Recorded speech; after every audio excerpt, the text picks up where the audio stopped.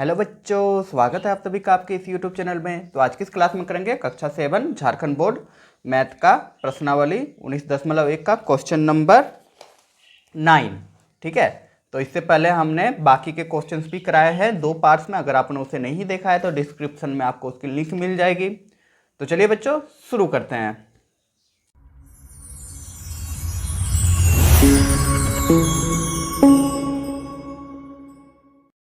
तो question number 9 कह रहा है कि एक तार को मोड़कर आयत का आकार दिया गया है। ठीक है, उसकी लंबाई 32 सेंटीमीटर है और चौड़ाई 20 सेंटीमीटर है। यदि तार को दोबारा मोड़कर वर्ग बनाया जाता है तो उस वर्ग के प्रत्येक भुजा की माप क्या होगी, किसका क्षेत्रफल अधिक होगा। ठीक है बच्चों, चलिए बनाते हैं। तो बच्चा क्वेश्चन जरा समझ लेते हैं। क्वेश्चन कह रहा है कि एक तार है, ठीक है, लंबा सा एक तार है। सपोज मान लिया लंबा सा तार है, इस तार को मोड़ के एक आयत बना दिया गया। क्या बना दिया गया? आयत बना दिया गया। ठीक है, और जो आयत बनाया इसकी लंबाई दे दिया गया है 32 सेंटीमीटर और इसकी चौड़ाई 20 सेंटीमीटर है। ठीक है, इतना समझ में आया। और फिर इस तार को खोल के एक क्या बना दिया गया? वर्ग बना दिया गया। दोबारा खोल के एक वर्ग बना दिया गया। ठीक ना बच्चा। अब पूछ रहा है वर्ग का प्रत्येक भुजा जो बना वो कितना होगा, वही ज्ञात करना है। ठीक है, और पूछ रहा है किसका क्षेत्रफल अधिक होगा। ठीक है बच्चा, तो चलिए बनाते हैं। तो बच्चा हम लिख लेंगे आयत की लंबाई जो आपका कितना दिया हुआ है, 32 सेंटीमीटर। ठीक है, और चौड़ाई क्या दिया हुआ है, 20 सेंटीमीटर। तो हम लिख दे रहे हैं। तो आयत का परिमाप निकल जाएगा इससे। देखो लंबाई और चौड़ाई दिया हुआ है, ठीक है, तो परिमाप निकल जाएगा। परिमाप मतलब घेरे की लंबाई। ठीक है, तो आयत की परिमाप इक्वल टू हो जाएगा 2 गुना लंबाई प्लस चौड़ाई, यही होता है।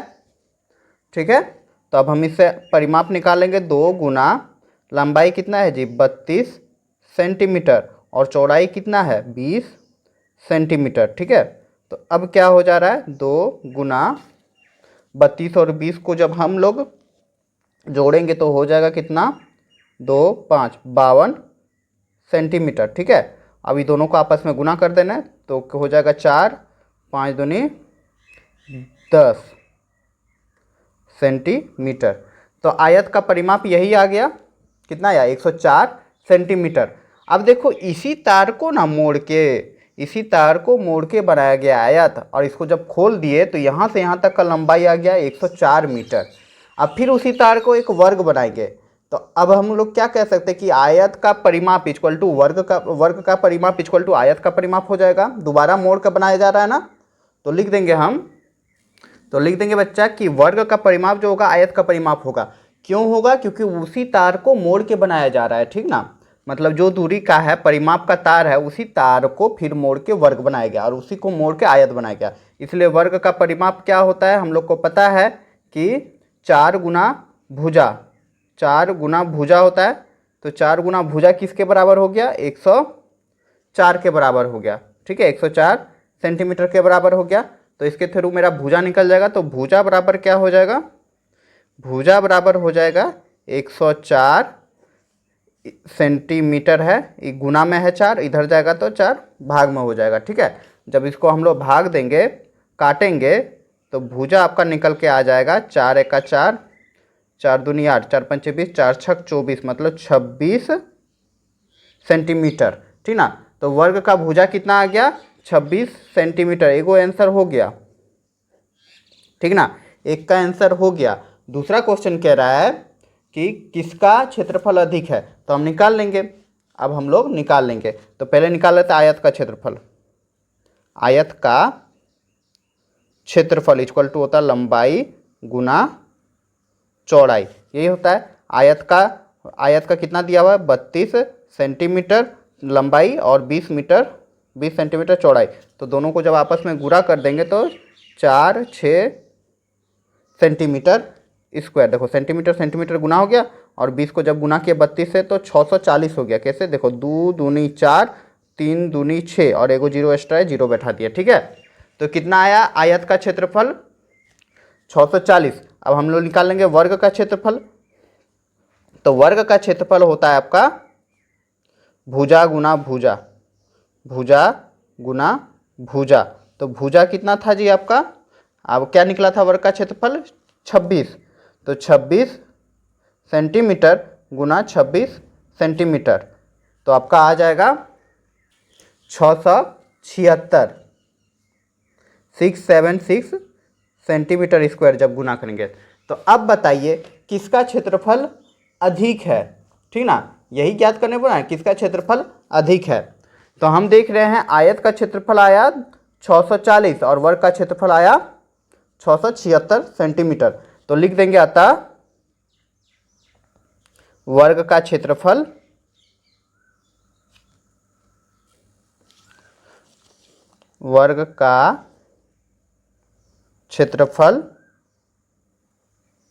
अधिक है। उम्मीद करूंगा ये क्वेश्चन आप लोग को समझ में आ गया होगा। तो चलिए अब बनाते हैं अगला क्वेश्चन। तो क्वेश्चन नंबर 10 है बच्चा कि आयत का क्षेत्रफल ज्ञात कीजिए जबकि इसकी एक भुजा 35 सेंटीमीटर है तथा विकर्ण 36 सेंटीमीटर हो। तो चलिए बच्चों बनाते हैं इसको। तो बच्चा पहले क्वेश्चन समझ लेते हैं। कह रहा है कि एक आयत है, ठीक है। चलिए हमने यहाँ पे आयत बना दिया, ये रहा आयत, इसका नाम भी दे दे रहे हैं ABCD। तो प्रश्न कह रहा है कि एक आयत का क्षेत्रफल ज्ञात कीजिए जबकि इसकी एक भुजा कितना है 35। तो हमने चलिए लंबाई मान लिया 35 सेंटीमीटर, ठीक है, 35 सेंटीमीटर दिया हुआ है। और कह रहा है विकर्ण 37, विकर्ण मतलब ये जो डायगोनल गया है, ठीक ना, इसी को विकर्ण बोलते हैं, चाहे इसको मानिए या उसको मानिए। तो हम इसी को मान लेते हैं। विकर्ण कितना दिया है 37 सेंटीमीटर, ठीक है। तो बच्चा बोल रहा है इस चतुर्भुज का क्षेत्र मतलब आयत का क्षेत्रफल ज्ञात करना है। तो आयत का क्षेत्रफल हम लोग जानते हैं लंबाई गुना चौड़ाई। अगर हम चौड़ाई निकाल लें तो क्षेत्रफल ज्ञात किया जा सकता है। तो चलिए बच्चों बनाते हैं, आखिर कैसे निकाला जाता है वो देख लेते हैं। तो हम लिख लेंगे बच्चा कि माना ABCD एक आयत है, ठीक ना, जिसकी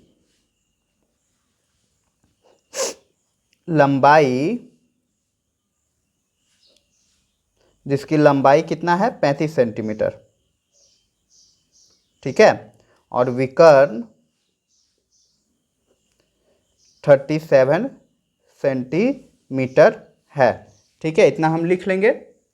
तो अब देखो यहाँ पे दिख रहा है ABC एक त्रिभुज है ना। कौन सा त्रिभुज है, समकोण त्रिभुज है। का कि आयत की सभी भुजाएं 90 डिग्री पे होती है, तो ये एक समकोण त्रिभुज है। तो हम लिख लेंगे समकोण त्रिभुज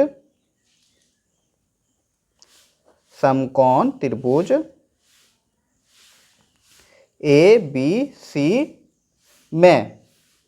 तो समकोण त्रिभुज के बारे में हमने बताया था, अच्छे से बहुत बार बता चुका हूं कि समकोण त्रिभुज 90 के सामने वाले भुजा को कर्ण बोलते हैं, जिसका नाम अभी विकर्ण है।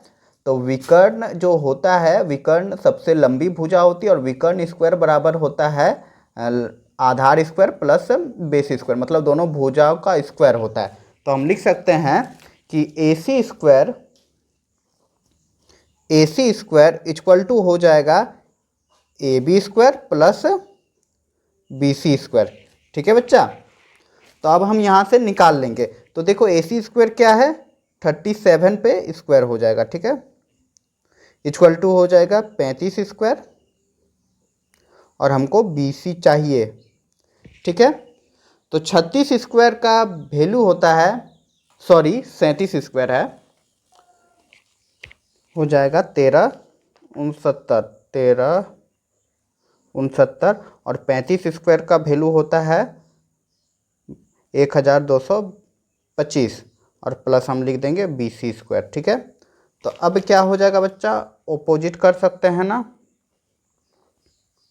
तो हम लिख सकते हैं क्या, BC स्क्वायर इक्वल टू हो जाएगा, देखो BC है, इस साइड हम कर दे रहे हैं, BC है तो इस साइड क्या था 1369 और ये 1200 मतलब 1225 जो है प्लस में है, उस साइड भेज देंगे तो माइनस में हो जाएगा।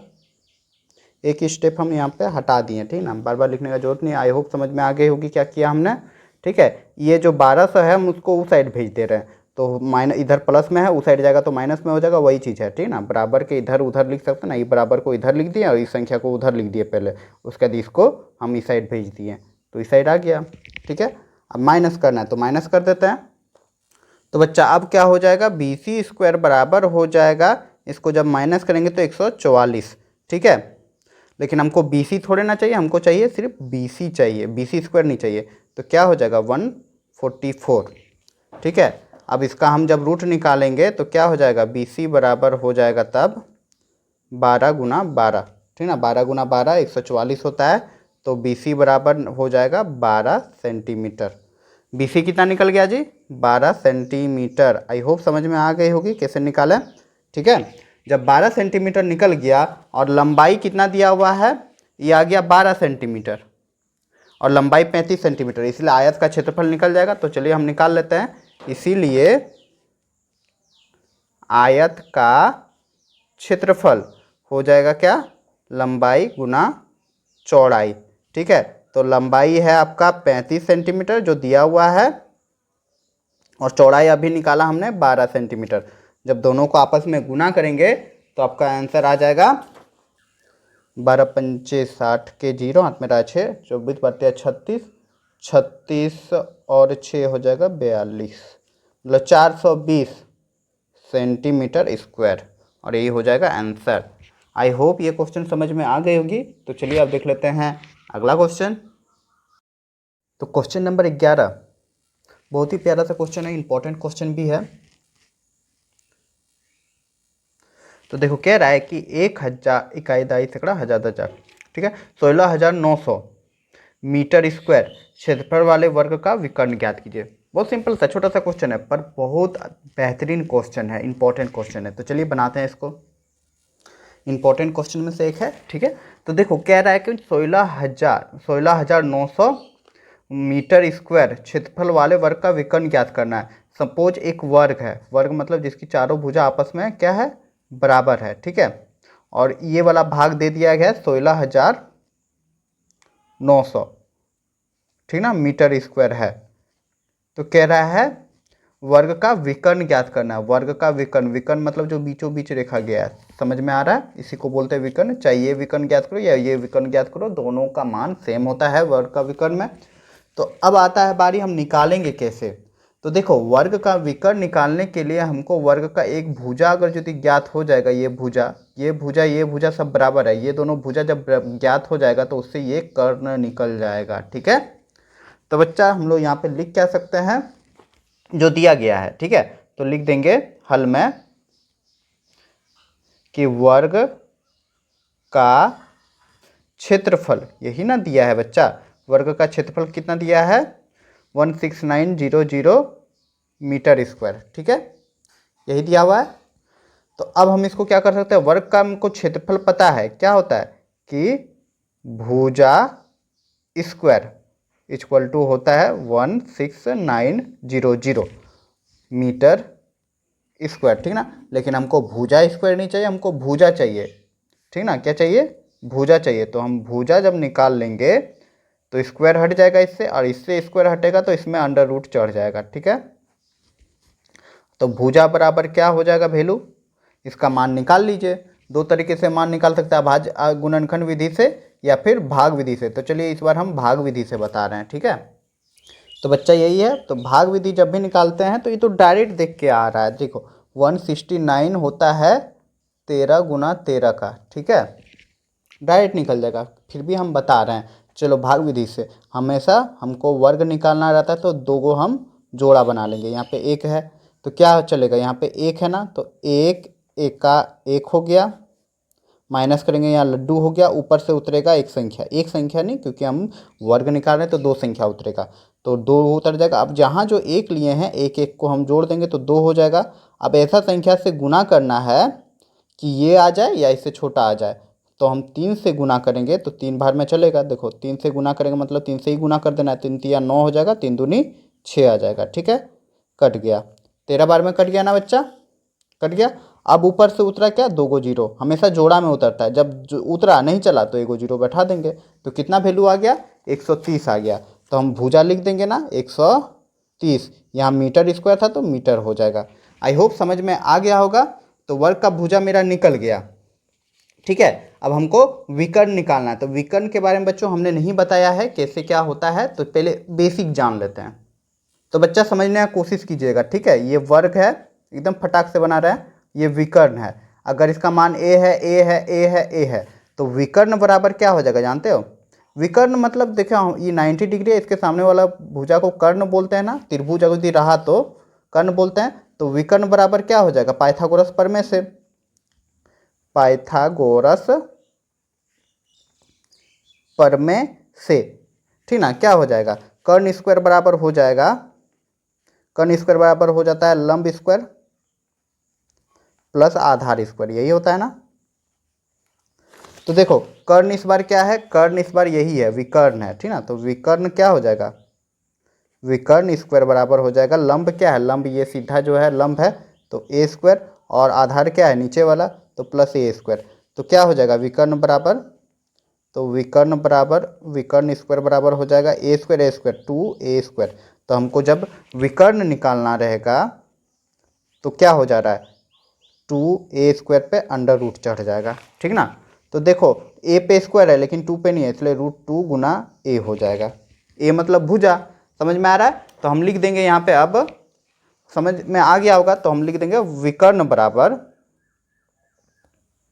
विकर्ण, ठीक ना। विकर्ण बराबर होता है √2 गुना ए, ए मतलब भुजा, समझ में आ रहा है। तो √2 गुना भुजा क्या है, भुजा है 130 डिग्री। अब यहाँ देखो, यहाँ पे क्या हो जाएगा, √2 का मान निकाल लेंगे। तो √2 का मान होता है 1.4 ऐसे कुछ होता है, अच्छा निकाल ही लेते हैं। तो इसको भी हम भाग विधि से निकाल लेते हैं, ठीक है। √2 निकालने आता है ना, मतलब जैसे अभी हम निकाल हैं, इसका वैल्यू निकालें भाग विधि से उसी प्रकार √2 का वैल्यू निकाल लेंगे, ठीक है, भाग विधि से। तो देखो एक बार में एक गया, हो गया, कितना आ गया, एक आ गया। तो देखो एक जो लिए एक एक को जोड़ देंगे, 2 हो जाएगा। अब यहाँ पे एक आ गया, तो पॉइंट बैठाएंगे, पॉइंट बैठा के यहाँ पे 2 जीरो बैठेगा। क्यों 2 जीरो बैठेगा, क्योंकि हम वर्ग निकाल रहे हैं। तो अब यहाँ पे हम क्या लेंगे कि 100 के बराबर आ जाए, तो 5 लेंगे, तो 5 दूनी 10, देखो 5 ले ले रहे हैं, तो 5 पच्चे 25 हो जा रहा है, और 5 दूनी 10 ज़्यादा हो जा रहा है, तो 4 ले ले रहे हैं, तो 4 ले लेंगे। तो 4 बार में क्या हो जाएगा, 4 4 है 16 के 6, हाथ में रहा 1, 4 दूनी 8 1 9, यही हो रहा है, ठीक है। तो वैल्यू क्या आ गया, यहाँ पे हम कैरी कर लेंगे, तो 4 हो जाएगा, यहाँ पे काट कूट हो जाएगा। अब देखो यहाँ पे क्या हो जाएगा, 4 और 4 को इसको जोड़ देना, 4 4 8 हो जाता है, 2 हो जाता है। ये बनाने तो आता ही होगा, पॉइंट बैठाएं तो 2 को जीरो बैठा सकते हैं। अब कितना बार में चलेगा बच्चा, अगर हम 2 ले ले रहे हैं, मतलब 2 8 2 ले ले रहे हैं, 2 से गुना करेंगे तो 4 8 का 16, 2 दूनी 4 1 5, ज़्यादा आ जा रहा है ना, तो हम एक ही लेंगे। तो कितना हो जा रहा है, हो जाएगा 2 8 1, यही हो रहा है, 1 लेंगे तो बहुत चलते रहेगा, ठीक ना। 1.41 जब भी इस तरह का आएगा, मतलब √2 रहा, √3 रहा, जो पूर्ण वर्ग नहीं है उसका मान अनंत तक रहेगा, ठीक है। तो हम यहाँ पे वैल्यू सिर्फ इतना ही तक लेंगे, 1.41 तक, ठीक है, और गुना कर देंगे 130 में। उम्मीद करूँगा समझ में आ गया होगा। गुना कर देंगे, इतना ही वैल्यू ले रहे हैं, ठीक ना, 1.14 लेंगे और गुना कर देंगे।